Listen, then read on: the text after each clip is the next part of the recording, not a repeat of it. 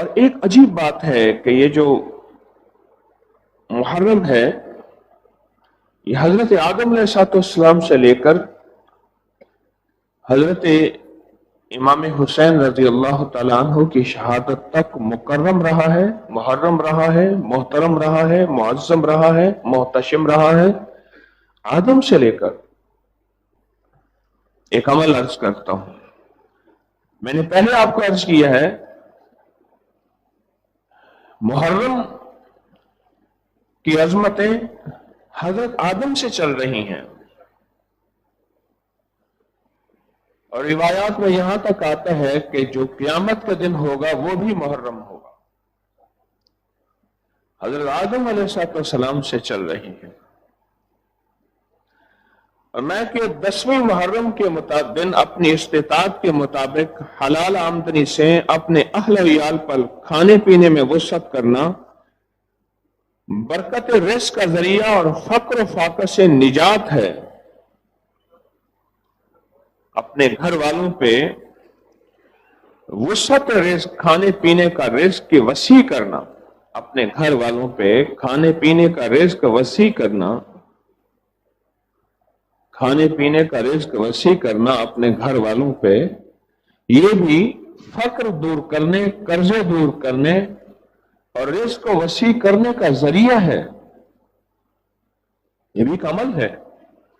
جہاں ہم آج بیٹھ کے تسبیح پڑھیں گے، کچھ خاص مخصوص اور باکمال اور مشکلات اور پریشانیوں اور مسائل سے نکلنے کے لیے اعمال کریں گے، وہاں یہ ایک عمل ہے پورا۔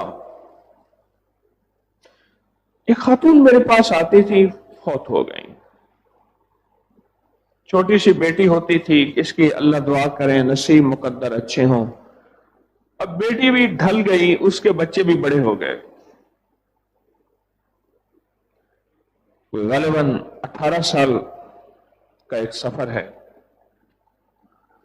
وہ کہتی تھی کہ میرے میاں مجھے گھر کا خرچ نہیں دیتے، اور کہتے ہیں تجھے روٹی چاہیے میں روٹی دوں گا، تو کیا کرتے ہیں، سبزی لا کے رکھ دیتے ہیں، 8 دن ایک ہی سبزی کھلاتے ہیں، پھر دال کا دور شروع ہوتا ہے، پھر 8 دن دال کا دور شروع ہوتا ہے، پھر سبزی کا دور شروع ہوتا ہے۔ جو سستی سبزی ہوتی ہے اور خراب ہو چکی ہوتی ہے یا پک گئی ہوتی ہے، کہتی تھی بھنڈیاں پکی ہوئی بالکل اور کدو پکے ہوئے بالکل، وہ لا کے رکھ دیتے ہیں۔ اچھا یہ ایک نہیں، میرے پاس کئی واقعات ہیں، بہت زیادہ نماز بھی، تسبیح بھی اور ذاتی دیانتداری بھی ہے بعض لوگوں میں، بدیانت نہیں ہے، لیکن گھر والوں پہ کھانے پینے کی وسعت، رزق کی وسعت کے معاملے میں آخری درجے میں کمزور ہیں۔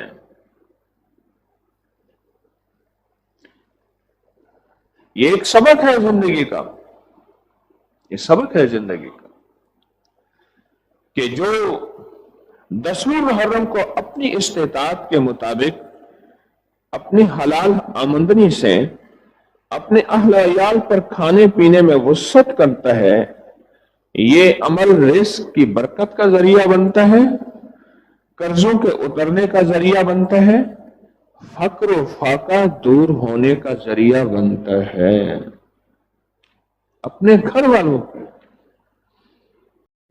اور یہ لفظ نہیں ہے کہ زمانے کے لیے، سارے جہان کے لیے دیگیں پکوا دیں، جہان کے لیے کھانے کا اہتمام کریں، گھر والوں پہ وسعت نہ ہو، گھر والوں پہ وسعت۔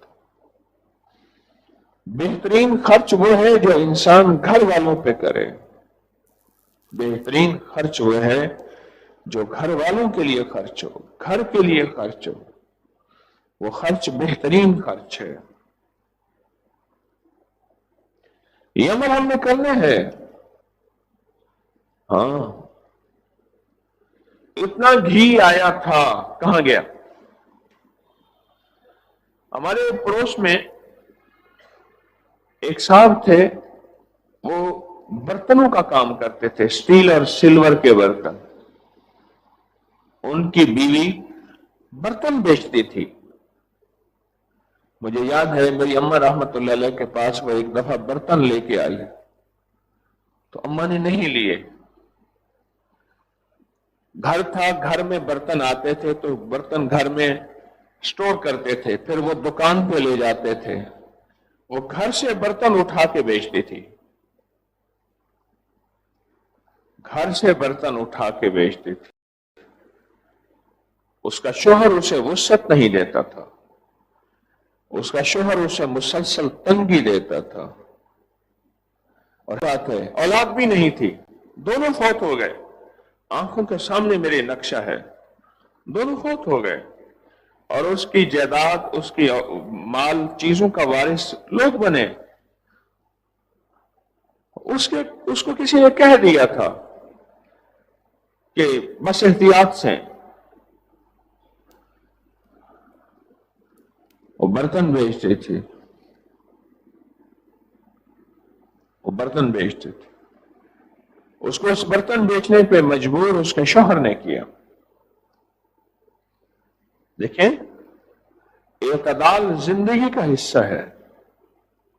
کچھ لوگ وہ دیکھیں جو حرام رزق لا کے گھر والوں کو اتنا زیادہ کھلاتے ہیں, پلاتے ہیں, لباس, جوتے, کپڑے, گھر, اتنا زیادہ.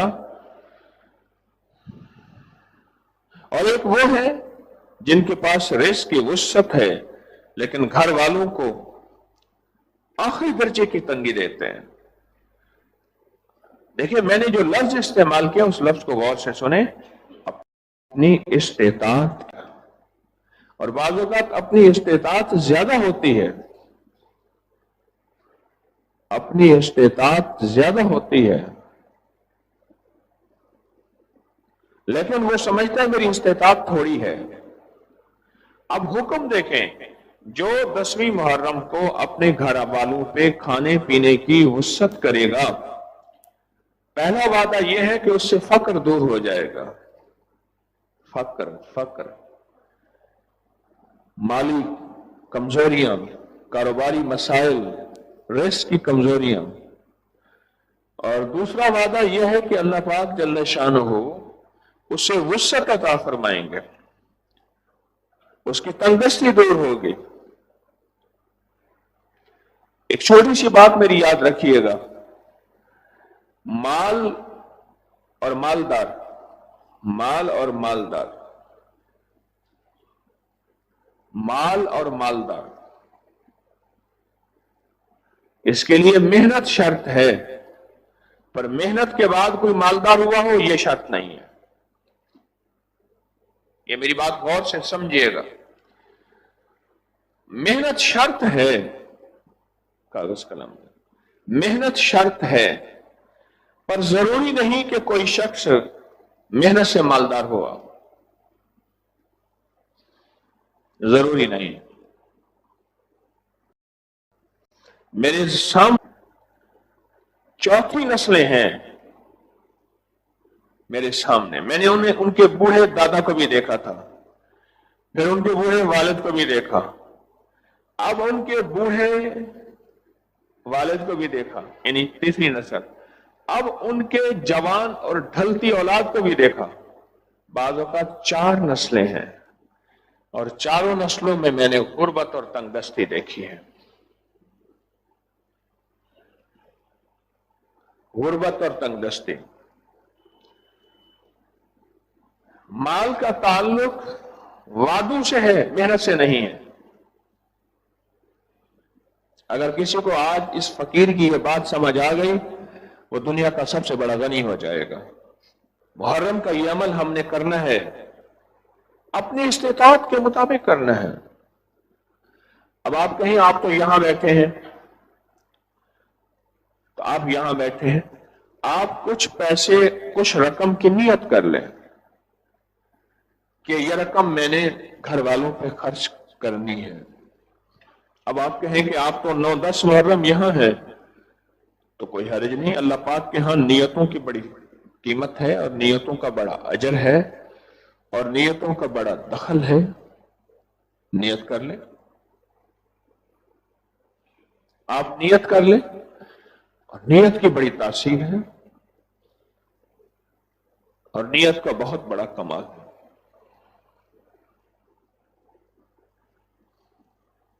کر لی نیت یا نہیں کی؟ اعتدال کا راستہ زندگی میں کبھی نہ چھوڑیں۔ اعتدال یہاں تک ہے، حدیث میں آتا ہے اگر بہتا پانی بھی ہے، چلتا پانی بھی ہے، دریا، نہر، چشمہ، جھیل، تو وہاں بھی وضو کرتے ہوئے احتیاط سے پانی استعمال کریں۔ گھر کی خواتین برتن دھوتے ہوئے، کپڑے دھوتے ہوئے اور گھر دھوتے ہوئے جتنا پانی ضائع کرتے ہیں، رزق ضائع ہو رہا ہے، انہیں احساس نہیں ہوتا، اور بعض اوقات وہ اپنی زندگی میں تمنگری اور مالداری گزار کے جاتی ہیں، پر ان چھوٹی چھوٹی چیزوں سے نسلوں کے لیے فقر، غربت اور فاقے چھوڑ کے جاتی ہیں۔ آج وہ دور ہے، کبھی کسی نے نہیں سوچا تھا کہ بوتل میں بند پانی ملے گا اور پانی بکے گا۔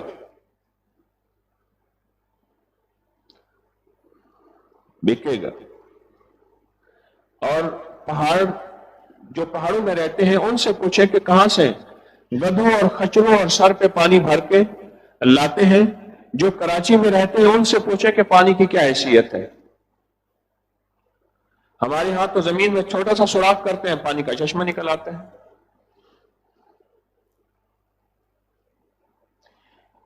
اعتدال کے ساتھ نعمتوں کا خرچ کرنا، یہ بھی محرم کا پیغام ہے، یہ بھی محرم کا پیغام ہے۔ اور اپنے گھر والوں کو 10 محرم میں وسعت دینا، اصل میں تربیت کی جا رہی ہے کہ یہ عمل صرف 10 محرم کا نہیں ہے، یہ عمل صرف 10 محرم کا نہیں ہے، یہ زندگی کے ہر شعبے میں اور ہر جگہ میں ہے، صرف 10 محرم کا یہ عمل نہیں ہے۔ یہ عمل کی ترتیب جاری رہے گی، ہم ایک تسبیح درود پاک کی پڑھیں گے، لیکن پہلے اس درود پاک کی مجھ سے وضاحت سن لیں۔ آپ درود ابراہیمی پڑھتے ہیں؟ درود ابراہیمی پڑھتے ہیں تو درود ابراہیمی پڑھیں ذرا۔ اللہم صلی علی محمد وعلی آل محمد۔ یہی ہے، اے اللہ میں تجھ پہ اور تیرے نبی علیہ السلام کی آل پہ درود بھیجتا ہوں، سلام بھیجتا ہوں، سلامتی بھیجتا ہوں۔ یہ درود ابراہیمی ہے۔ اچھا، درود ابراہیمی کی ایک روایت میں اللہم صلی علی محمد وعلی آل محمد، اور ایک روایت ہے اللہم صلی علی محمد وآل محمد۔ دونوں ہی ٹھیک ہے، دونوں ہی درود پاک مبارک اور محترم اور مکرم ہے، دونوں ہی۔ میرے حضور کے جو آل ہیں، ازواج مطہرات ہیں، آپ کی بیٹیاں ہیں، اور آپ کی اور جتنی آل ہے میرے حضور کے نواسے ہیں، حضرت حسن اور حسین، امام حسن حسین، اور پھر ان کی آل جتنی بھی ہے، یہ ساری کی ساری وہ ہے کہ جن پہ درود بھیجنا لازم ہے، سلام بھیجنا لازم ہے۔ آپ ساری نماز پڑھ لی، آپ نے توجہ سے سمجھیے گا، ساری نماز پڑھ لی، التحیات نماز کا اختتام ہے۔ معلوم ہوا کہ نماز میں جتنی بھی قرات کی، جتنے بھی سجدے دیے، رکوع دیے، اور جتنی بھی تسبیحات پڑھی ہیں آپ نے، میں نے، اب ان کی قبولیت اشد ضروری ہے، اور قبولیت کے لیے یہ پہلے درود پاک ہے۔ پہلے التحیات آ جاتی، التحیات سے پہلے کچھ اور آ جاتا، التحیات ہے، اس سے پہلے کوئی اور تسبیحات آ جاتی، نہیں، التحیات للہ ہے بس۔ اس کے بعد والصلوات उसके बाद फिर दरूद शुरू हो जाता है। आप पढ़ें अत्तहियात को, अत्तहियात लिल्लाह, बस अत्तहियात लिल्लाह, ये अल्लाह जल्ल शानो की सारी तारीफ, इज्जत, अजमत, वकार, शान शौकत इसी में है। अत्तहियात लिल्लाह। आज पे जब तशरीफ ले गए, मेरे हबीब क्या लाए? ए अल्लाह आपके लिए अत्तहियात लाया, और वह सारी की सारी आपके लिए। वस्सलावात वत्तय्यबात, अस्सलामु अलैका अय्युहन नबिय्यु व रहमतुल्लाहि व बरकातुहू, अस्सलामु अलैना व अला इबादिल्लाहिस सालिहीन। आप हर अत्तहियात में वो हैरत अंगेज कलिमात पढ़ते हैं, इबादिल्लाहिस सालिहीन, ये अहलुल बैत हैं, ये असहाबे रसूल हैं, ये औलिया सुलह हैं, ये क़यामत तक आने वाली नेक हस्तियां हैं। इन पे सलाम, इन पे दरूद भेजना इबादत का हिस्सा है, जिंदगी का हिस्सा है। इन पे सलाम, इन पे दरूद भेजना। एक साहब थे, पुलिस इंस्पेक्टर थे, मुझसे कहने लगे 71 की जंग में मैं अपने 8-10 बंदों की फोर्स के साथ था, हर तरफ से गोलियां आ रही थी, हर तरफ से गोलियां आ रही थी, हर तरफ से। मुझे कुछ समझ नहीं आ रही थी, क्या करूं? तो मैंने अपने मातहतों से कहा कि दरूद इब्राहिमी पढ़ो, और कहने लगे कि दरूद इब्राहिमी मैंने पढ़ना शुरू किया, और कहा कि गोली आती थी, उसका रुख फिर जाता था, कब कोई इधर हो जाती थी, कोई इधर हो जाती थी, उसका रुख बदल जाता था। जाग रहे हैं? तवज्जो से बैठिएगा और नींद की हालत को खत्म करें। जिस हालत में बैठे हैं अपनी हालत फौरन बदलें, अपनी हालत बदलें। बहुत मुकद्दस, बहुत मुबारक लम्हात हैं, बहुत ही बेहतरीन लम्हात हैं। कहने लगे कि गोलियों का रुख बदल जाता था, गोलियों का रुख बदल जाता था, और मैं और मेरे सारे साथी महफूज रहे। हम मुसलसल दरूद इब्राहिमी पढ़ रहे थे। एक चीज मैं और बताया करता हूं दरूद इब्राहिमी, और ये दरूद इब्राहिमी का पहला हिस्सा है, अल्लाहुम्मा सल्लि अला मुहम्मद व अला आले मुहम्मद। ये दरूद इब्राहिमी का पहला हिस्सा है, और हम ये दरूद यहां तक अगर पढ़ेंगे तो भी मुकम्मल दरूद होगा। हमारे अकाबिर ने अपनी किताबों में इस दरूद के बहुत फजाइल, फवाइद, बरकत और कमालात लिखे हैं इस दरूद के। चंद साल पहले से मैंने ये दरूद पढ़वाना शुरू किया। मुझे बहुत से लोग कहने लगे, हम ये समझते थे शायद ये दरूद हमारा नहीं किसी और का है, या हम ये समझते थे कि शायद ये दरूद नामुकम्मल है। नहीं, ये दरूद भी रिवायात में है, और हमारी अकाबिर की किताबों में, बड़ों की किताबों में ये लिखा है, ये पूरा दरूद है। फजाइल दरूद शरीफ में शेखुल हदीस ने इसके कई वाकयात लिखे हैं, और भाई कई किताबों में। अल्लाहुम्मा सल्लि अला मुहम्मदिन व आले मुहम्मद, या अल्लाहुम्मा सल्लि अला मुहम्मदिन व अला आले मुहम्मद। मैं एक चीज और बता रहा था, एक चीज और बता रहा था, वो ये बता रहा था, अमल की जब रजत होती है उसके लिए दरूद पाक और दरूद इब्राहिमी पढ़ा करें। ये आपको नुक्ता बता रहा हूं। बाज़ औक़ात इंसान जलाली अमल करता है बहुत ज्यादा, और उसमें किसी की तरबियत, सरपरस्ती नहीं होती। तरबियत और सरपरस्ती नहीं होती, अमल जलाली होता है बहुत जबरदस्त, और अमल जलाली का जलाल पड़ता है। ایک لفظ جو ہم کہتے ہیں نا عمل الٹا پڑ گیا، عمل الٹا کوئی نہیں پڑتا، اس کا جلال ہوتا ہے. کیا خیال ہے چھوٹی سی تار ہو جو زیرو کا بلب جلا رہی ہو، اس کا بھی چھوٹا سا جھٹکا لگتا ہے، اور اگر بڑی تار ہو تو اس کا جھٹکا اس کے مطابق لگتا ہے. اللہ پاک کا نام اس کی عظمت اور جلال ہوتا ہے، کلام میں، آیات میں، اذکار میں. انسان اس کا متحمل نہیں ہوتا. اتنا جلال تو ہوتا ہے کہ موسیٰ علیہ السلام جیسی ہستی کوہ طور پہ بے ہوش ہو گئے. ہاں، نبی جیسی ہستی. اتنا جلال تو ہے جب پہلی وحی آئی، ابھی فرشتے کے ذریعے آئی ہے، میرے حضور پاک فرماتے ہیں کپ کپاہٹ ہے کہ مجھے چادر اوڑھا دو، اور چادر اوڑھ کے آپ نے اپنے آپ کو پرسکون کیا، یہ جلال ہے. اور جب وحی آتی تھی میرے حضور کی حالت کیفیت بدل جاتے تھے، یہ جلال ہے. نبی علیہ السلام کے پاس بعض روایات ہیں 50 آدمیوں کی طاقت، بعض میں ہے 500 افراد کی طاقت. ایسے عظیم ہستی، اللہ کا جلال ہے.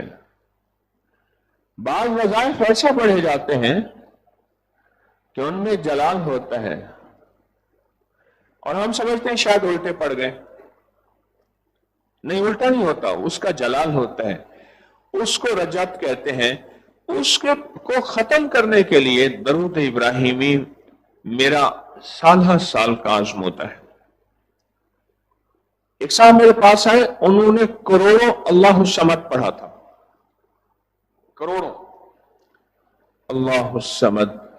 اس میں ذات خود طاقت ہے اس میں، اور پھر نقطہ نہیں ہے، اور صمد اللہ کا صفاتی نام، بے نیاز، نقطہ نہیں ہے. ان کے حالات عجیب و غریب تھے، وہ ایک پوری داستان ہے، کہانی ہے کہ میں ان کے حالات بتانا شروع کروں. دنیا جہان پھر کے آئے تھے. ایک حالات بیچارے کے ویسے ہی کمزور اور ختم ہو گئے، اور دوسرا جو ہے ان کے حالات میں یہ سلسلہ شروع ہوا. دوسرا ان کے حالات میں یہ ایک سلسلہ شروع ہوا ان کے حالات میں کہ ان سے پیسے لینا لوگوں نے شروع کر دیے. تیرے حالات ٹھیک ہو جائیں گے، اتنے پیسے دے دے. ایک مارا ہوا تھا پہلے ہی بیچارہ، غربت، تنگ دستی، قرضوں، بیماریوں، فقر، فاقہ کا. میرے پاس آئے، وہ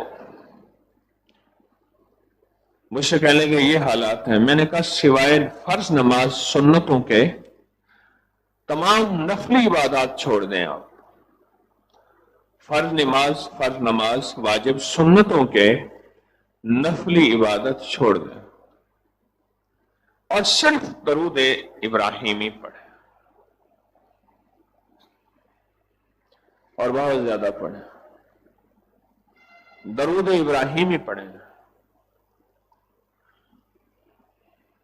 اب آپ درود ابراہیمی میں اللہم صلی علی محمد وعلی آل، اور مثال بھی جاری، کما صلیت علی ابراہیم وعلی آل ابراہیم، اور ابراہیم کی آل اسماعیل، اور اسماعیل کی لڑی سے محمد صلی اللہ علیہ وسلم.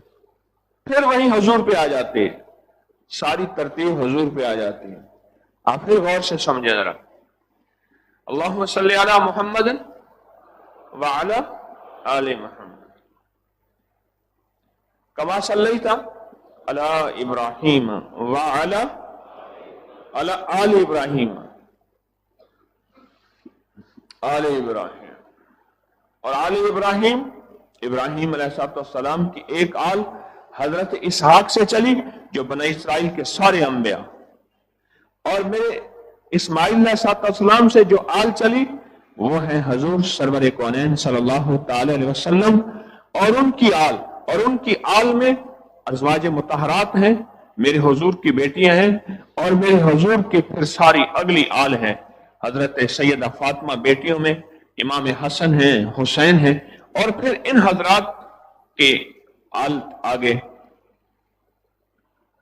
یہ درود پاک اس رجت کو ختم کرنے کے لیے میں نے کہا، اس سے عرض کیا کہ سینکڑوں ہزاروں لاکھوں پڑھ اور اس نے پڑھا، سب نفلی باتیں چھوڑ دیں۔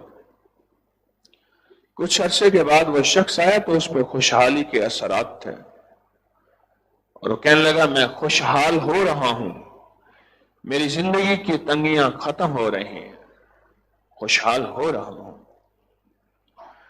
آج ہم بیٹھ کے یہ درود پاک جو پڑھیں گے ابھی، اگر کسی پہ تنگ دستی کا حال ہوگا، پریشانی کا حال ہوگا، قرضوں کا حال ہوگا، رزق کی تنگی کا حال ہوگا، کاروبار کی تنگی کا حال ہوگا، پریشانیوں کا حال ہوگا، یا گھر میں بیماریاں، دکھ، گھر میں نفرتیں، مسائل، مشکلات کا حال ہوگا، تو انشاءاللہ آج کے اس ایک تسبیح سے یہ حال اللہ کے فضل سے ختم ہوگا، اللہ کی رحمت سے ختم ہوگا، اس کے نام کی برکت سے ختم ہوگا۔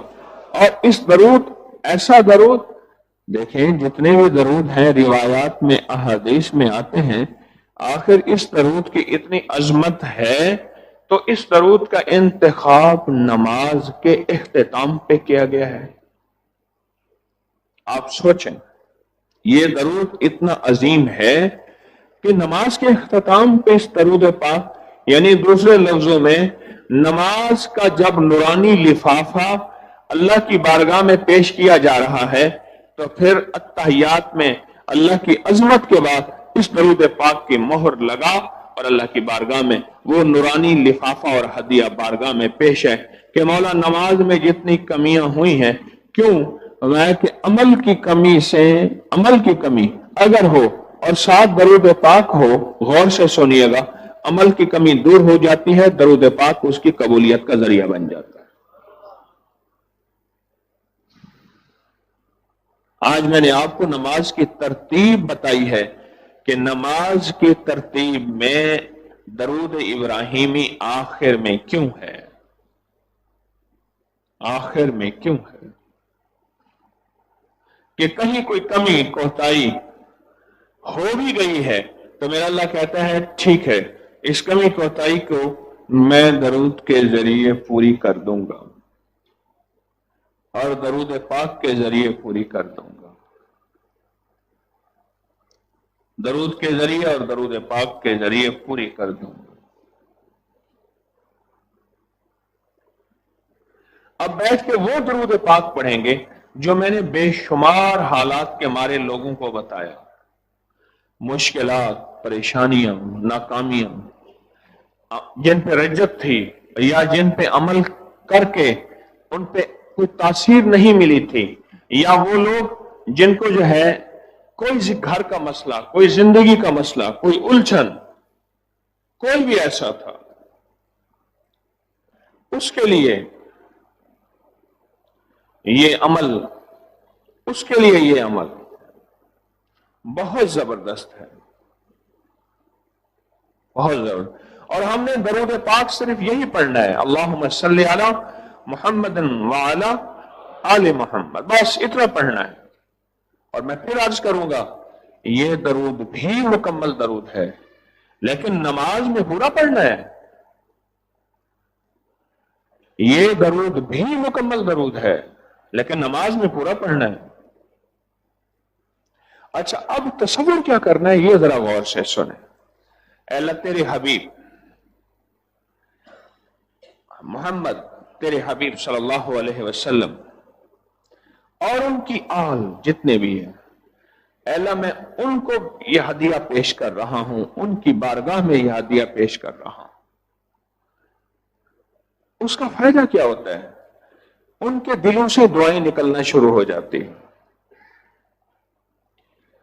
حضور کی امہات، ہماری امہات حضور کی ازواج، میرے حضور کی جتنی بھی بیویاں ہیں، ان کے دل میں امت کا کتنا غم ہوگا، اور میرے حضور کی جتنی بھی بیٹیاں ہیں اور میرے حضور کے جتنے بھی نواسے ہیں، اور پھر حضور کے نواسوں سے جو نسلیں چلی، ان کے دل میں کتنا غم ہوگا اور کتنا درد ہوگا اور کتنا احساس ہوگا، آپ یہ دیکھیں۔ اور پھر جب ہم ان کو ہدیہ بھیجیں گے، ان کی روحیں متوجہ ہوتی ہیں، ان کی روحیں متوجہ ہوتی ہیں، اور ان کی روحیں متوجہ ہو کر، ان کی روحیں متوجہ ہو کر ہمارے لیے دعائیں کرتی ہیں، ذکر ہمارے اس پہ، اور ہمارے مسائل حل ہوتے ہیں، مشکلیں دور ہوتی ہیں، پریشانیاں دور ہوتی ہیں، اور وہ دعائیں دیتے ہیں۔ اعمال کا ہدیہ دینے سے ان کے اندر سے دعائیں نکلتی ہیں اور وہ دعائیں دیتے ہیں۔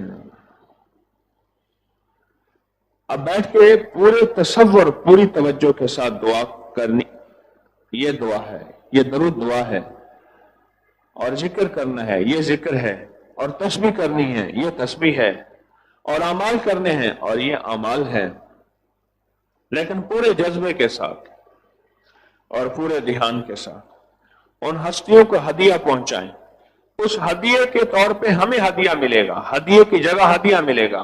وہ ہدیہ کیا ملے گا؟ بلائیں ٹل جائیں گی، مصیبتیں ٹل جائیں گی، پریشانیاں دور ہو جائیں گی، قرضے، دکھ، بیماریاں، ٹوٹا ہوا گھر، اجڑی ہوئی زندگی، ناکام مشکلات، مسائل وہ حل ہوں گے۔ ہدیے کی جگہ ہدیہ ملے گا۔ ہم نے حضور کی آل کو ہدیہ بھیجنا ہے، سمجھ گئے؟ حضور کی آل کو ہدیہ بھیجنا ہے۔ اب اس سے پہلے اول آخر درود شریف، یہ تو خود درود ہے، ہر عمل سے پہلے اول آخر درود پاک پڑھنا ہے، لیکن یہ تو خود درود ہے۔ تو اب آپ بتائیں، اپنی بیماریاں، دکھ ٹلوانا چاہتے ہیں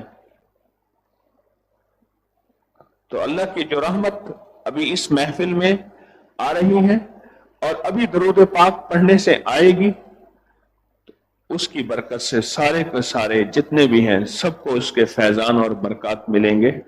اس وقت ہے جب ہم فکر مند ہوں گے، جاگتے رہیں گے اور متوجہ ہوں گے۔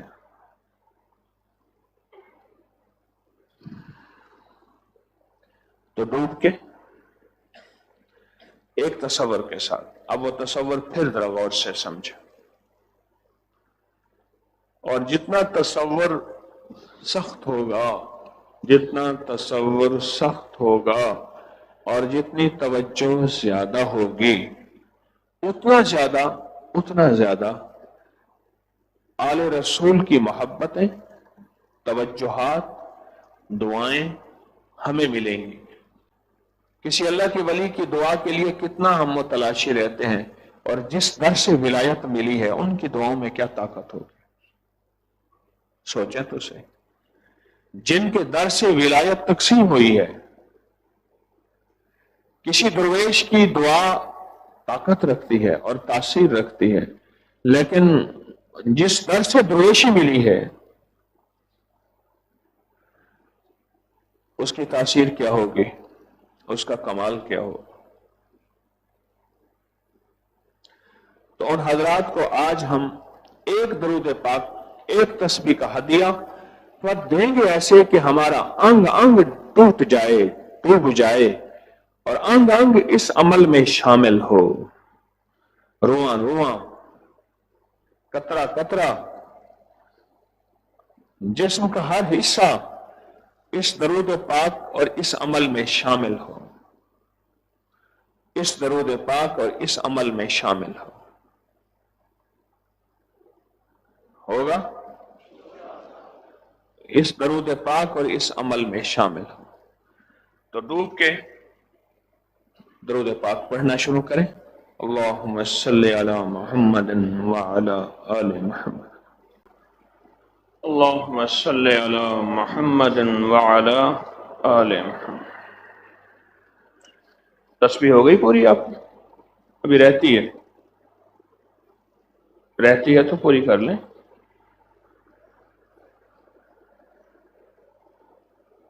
اتنا کمال درود پڑھا آپ نے، بعض اوقات انسان عمل چھوٹا سا ہوتا ہے، اس کا علم نہیں ہوتا کہ اس عمل کا کمال کیا ملے گا مجھے، لیکن اس کی تاثیر اتنی زیادہ۔ حضرت علی فرماتے ہیں رضی اللہ تعالیٰ عنہ، میں ایک جگہ جا رہا تھا پہلے قبروں کے ساتھ مسلح ہوتے تھے، ابھی بھی مکلی اور ٹھٹھا کے قبرستان میں مسلح موجود ہیں، نماز پڑھنے کی جگہ مسلح ابھی بھی ہیں۔ مقابر کے ساتھ، قبروں کے ساتھ مسلح ہوتے تھے کہ کوئی آ کے اگر صاحب قبر کو نفل، تسبیح، ذکر، اعمال دینا چاہے تو ساتھ مسلح بنا ہوا ہوتا تھا، ابھی بھی ٹھٹھا مکلی میں وہ مسلح موجود ہیں۔ تو فرمان لگے کہ میں نے 2 نفل پڑھے اور انہیں ہدیہ دیا۔ کچھ عرصے کے بعد خواب دیکھا،